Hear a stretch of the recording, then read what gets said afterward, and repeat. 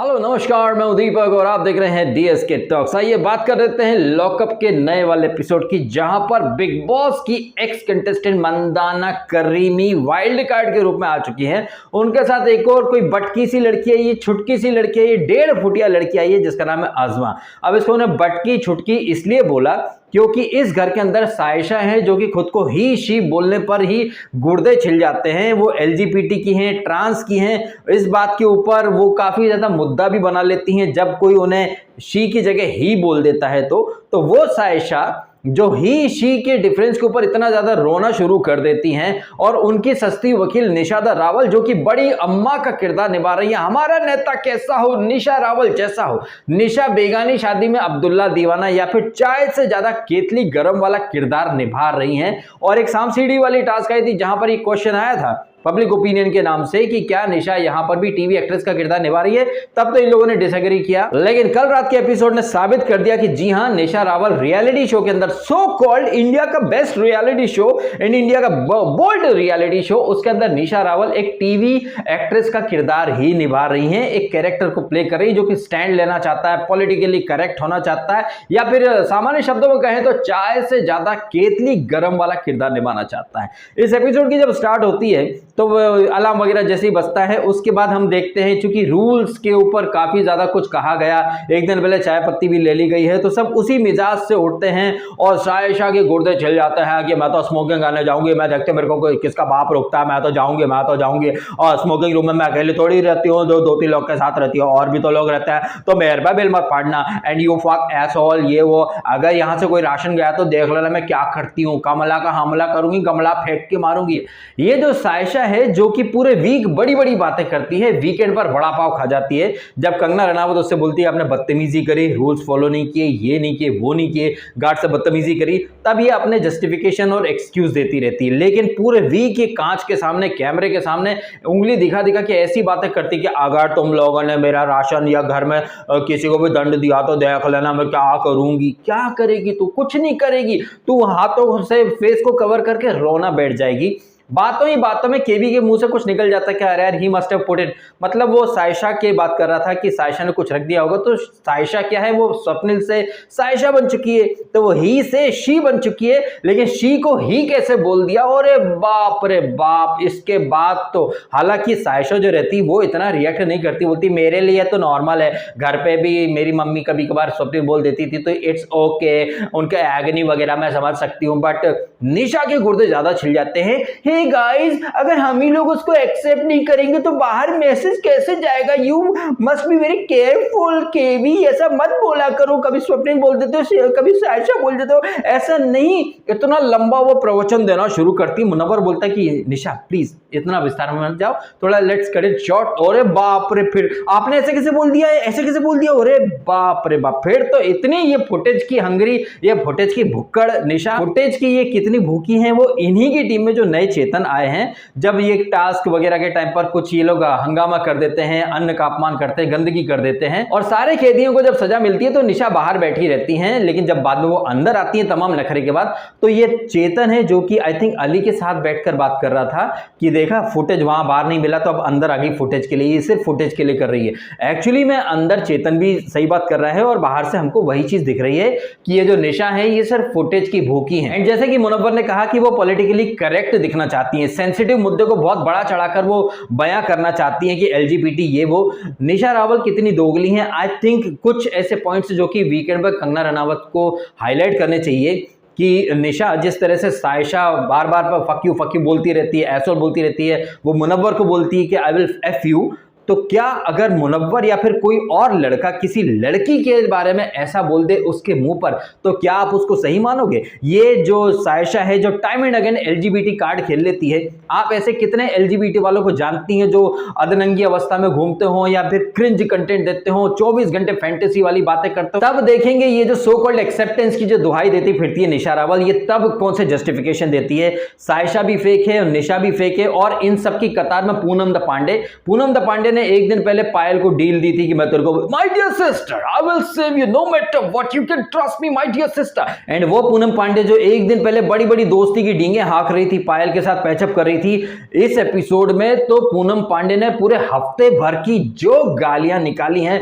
मां की, बहन की, जी फाड़, ये फाड़, जी मार, दुनिया भर की इतनी सारी उसने गालियां दी हैं। बीइंग अ फीमेल, वो किसी एक फीमेल को ही गाली दे रही है और मुनव्वर और अंजलि का हंस हंस के पेट दर्द करने लगा जिस कदर इसने पूनम पांडे ने जो गालियां बकी हैं। I really want to see a तगड़ी वाली bashing of Poonam Pandey, Nisha and Saisha, क्योंकि जिस तरह से ये लोग घटियापंती दिखा रहे हैं इनकी बैशिंग तो डेफिनेटली बनती है। और पूनम पांडे से सवाल जवाब होने चाहिए कि पूनम, तुमको हमने निरूपा रॉय क्या बोल दिया? तुम तो मतलब खुद को बिंदु या ललिता पवार साबित करने पर उतारू हो चुकी हो और किस कदर तुम थूक कर चाटती हो। तुम पायल को बोल रही थी फट्टू फट्टू जब आर्ग्यूमेंट हो रहा था पायल और तुम्हारा, एक्चुअली में फट्टू तो तुम। एक दिन पहले आप पायल से कह रहे थे my dear sister I didn't take your name, maybe तुम्हारी टीम में से किसी ने तुम्हारा नाम लिया, but I will make sure कि मैं तुम्हें बचा लूंगी माय डियर सिस्टर। एक दिन पहले माय डियर सिस्टर और अगले ही दिन उस माय डियर सिस्टर की मां बहन की भद्दी भद्दी गालियां दे रही हो और तुम कह रही हो कि पायल फट्टू है, पायल फट्टू है। एक्चुअली में फट्टू तो पूनम पांडे तुम हो, क्योंकि तुम पायल के मुंह पर नहीं बोल पाई कि हाँ पायल मैंने तुम्हारा नाम लिया था और तुम उसको फट्टू बोल रही हो। इस एपिसोड के अंदर, ये जो कल रात का एपिसोड था, यहां पर एक चकली बनाने वाली अत्याचारी टास्क होनी थी जहां पर दोनों ही टीमों को चकली बनानी थी और चकली का जो आटा, मसाला, सामान, तेल वगैरह सब कुछ रखा हुआ था। ये टास्क बढ़िया तरीके से हो रही थी। अब यहां पर एमटीवी का जो गुप्ता यूनिवर्सिटी का जो लौंडा है शिवम द शर्मा, ये टीम ब्लू में है और जब तहसीन पूनावाला का जमाना था हम तब से देखते हैं कि ये लोग एक अलग ही ट्रैक पर गाड़ी चलाते हैं। टास्क काफी अच्छे से चल रही थी। टीम ऑरेंज में पायल और ये चेतन वगैरह, अली, सब मिलकर के अपना अपना काम कर रहे थे। टीम ब्लू में भी सब अपना अपना काम कर रहे थे। बढ़िया शांति प्रिय तरीके से टास्क हो रही थी, लेकिन गुप्ता यूनिवर्सिटी से जो सिखाया गया है शिवम द शर्मा को वो तो वही करेगा।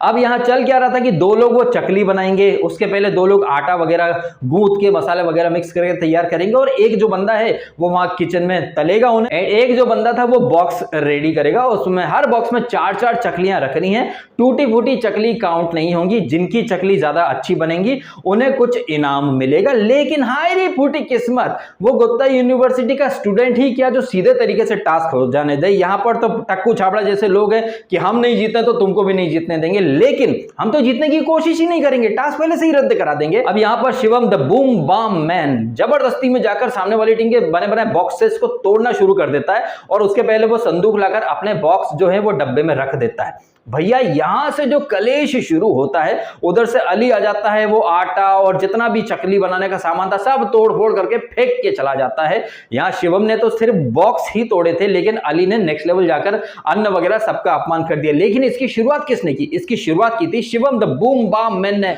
कोई जरूरत नहीं थी Shivam the boom bam man को यहां पर ये कलेश करने की। वो टीम अपने हिसाब से करी थी, आप अपने हिसाब से करते, लेकिन यहां शिवम ने जो रायता फैलाने की शुरुआत करी, इसके बाद तो चीजें आउट ऑफ कंट्रोल होना लाजमी था। ठीक वैसे जैसे फुद्दो फरहान की अम्मी का नाम शब्बो आजमी है। इधर से इतने डब्बे तोड़े थे, उधर से अली ने आकर आटा, तेल, मसाला सब का सब नीचे फैला दिया। उसके बाद पायल रोहतगी आने लगती है। पायल रोहतगी को पहले से ही पता था कि हमारी टीम ये टास्क नहीं जीतेगी और जो टीम टास्क हारने वाली है उसे सबके कपड़े, अंडरगारमेंट सब धोने पड़ेंगे। तो पायल पहले से बोल देती है सायशा को कि चलो मैं तो डिस्ट्रॉय करने जा रही हूं। सायशा बोलती है मैं नहीं करूंगी ये सब, आपको करना था आप करो। तो यहां पर पायल रोहतगी जाती हैं और सामने वाली टीम के बने बनाए बॉक्सेस जिनके अंदर चकली भी रखी है उसे तोड़ने फोड़ने की कोशिश करना शुरू कर देती हैं। अब यहां पर हो सकता है कि घर वाले या फिर बाकी लोग पायल को गलत बोले। पायल अक्सर गलत जाती है, लेकिन इस पर्टिकुलर परिस्थिति में पायल बहुत ज्यादा सही थी, क्योंकि उसे पता था कि उनकी टीम हारने वाली है और फिर हारने के बाद सबके कपड़े धोएं, इससे बेटर है ना कि टास्क ही रद्द हो जाए। अगर पायल अकेली होती जिसने ये तोड़फोड़ करने की शुरुआत करी होती तो पायल यहां पर गलत कही जाती, लेकिन यहां पर टास्क में तोड़ने फोड़ने की शुरुआत तो टीम ब्लू की तरफ से शिवम द शर्मा ने की थी। उसके बाद जो कुछ हुआ उसकी पूरी रिस्पॉन्सिबिलिटी टीम ब्लू के ऊपर ही आनी चाहिए। लेकिन हम यहां देखते हैं कि अंजलि तो बाप रे बाप, जब से वीकेंड पर इनकी तारीफ क्या हो गई थोड़ी सी कि आपको अच्छे वोट मिल रहे हैं, तब से ये निब्बी जो है वो चने के झाड़ पर चढ़ चुकी है और इसकी जबान केची कर कर कर कर की इतनी ज्यादा चलती है। मैंने इसके इंस्टाग्राम पर फोटो देखे भाई, जबरदस्त फिल्टर में दुनिया भर का मेकअप पोत के और ऐसी हाई क्लास अंग्रेजी इसने वहां अपने कैप्शंस में लिखी रखी है अंजलि अरोड़ा ने। लेकिन जब ये अंदर अंग्रेजी बोलती है, you get out from here, she bit me, bite me, she is biting me नहीं, शी बाइट मी, उसने मुझे बाइट किया, you get lost from hair, here को हेयर बोलती है। तो अंजलि अरोड़ा और कुछ नहीं है, एक छपरी छपरा बोल लो या फिर निब्बी निब्बा वाली निब्बी बोल लो, जिसको थोड़ी सी उसने कंगना रणावत ने हवा क्या दे दी है तो चने के झाड़ पर चढ़ गई है। एक दिन पहले भी हमने देखा कि हवा में उड़ने लग गई है और इस एपिसोड में तो उसने उसको पायल को होल्ड कर लिया, ब्लॉक कर लिया, कहीं जाने ही नहीं दे रही थी। मजबूरी में पायल को उसके हाथ पर अपने दांत लगाने पड़े, काटने की कोशिश करनी पड़ी। फिर तो भैया पूनम पांडे भी आ जाती है और गाली गलौज भी होती है, मुंह से मुंह लगाने की कोशिश होती है, अपनी सांसें इधर से उधर आदान प्रदान करने की कोशिश होती है, थूक उड़ता है, ये वो भाई दुनिया भर का यहाँ पर कैट फाइट, जंगली बिल्लियों की हमें लड़ाई देखने को मिलती है। बहुत ज्यादा यहाँ पर घटियापंती देखने को मिलती है। इसी दौरान हम देखते हैं कि छोटी छोटी बातों में सेंसिटिव मुद्दे ढूंढ लेने वाली निशादा रावल, जिन्होंने एक मुद्दा बना लिया था कि सायशा को ही कैसे बोल दिया, शी क्यों नहीं बोला। एंड वो निशा रावल जो एक दिन पहले कह रही थी कि किचन में देखो कितना अन्न बर्बाद होता है, ये आटा रखा है, ये रखा, वो रखा, यहाँ तो अन्न का अपमान हो गया। और अन्न का अपमान ही एक क्राइटेरिया था जिसके आधार पर वो गार्ड जो है वो आकर के टास्क रद्द कर देते हैं। गार्ड आकर बोलते भी हैं कि ये वाला जो टास्क है ये टीम ब्लू जीतने वाली थी, लेकिन अन्न का अपमान हुआ है और अन्न का अपमान कतई बर्दाश्त नहीं किया जाएगा, इसलिए ये राउंड खारिज होता है, ये टास्क ही खारिज होती है।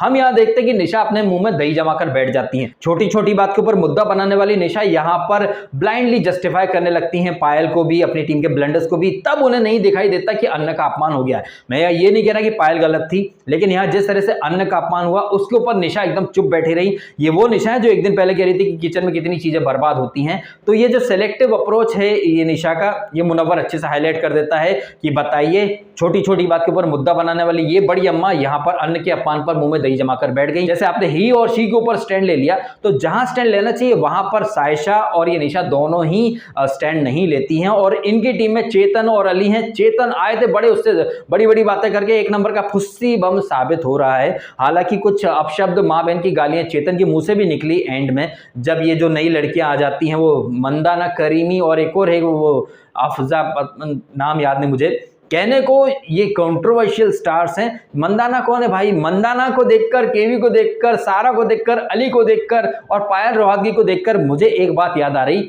कि ये सारे बिग बॉस के कंटेस्टेंट हैं और बिग बॉस करने के बाद इन लोगों ने अपनी जिंदगी में कोई बहुत बड़ा तीर तो मारा नहीं। तो एंडेमॉल वालों ने अपनी नई रोजगार भर्ती योजना के तहत एक्स बिग बॉस कंटेस्टेंट को यहां पर भेज दिया है। मंदाना करीमी कौन सा सीजन में आई थी? सीजन 9 में आई थी शायद, और मैंने सीजन 8 से बिग बॉस देखना शुरू करा था, बट सीजन 9 मैंने इतना शायद देखा नहीं था, तो मुझे इसके बारे में ज्यादा मालूमात है नहीं। लेकिन जिस तरह से ये बातें कर रही है, ये भी बड़ी बड़ी बातें, वड़ा पाव खाते, इतनी ज्यादा अगर ये स्ट्रांग होती और इतना ज्यादा अगर इसका कद होता तो आई एम श्योर ये बिग बॉस करने के बाद दोबारा से सस्ते बिग बॉस में नहीं आती, जिंदगी में कुछ बहुत बड़ा काम कर रही होती।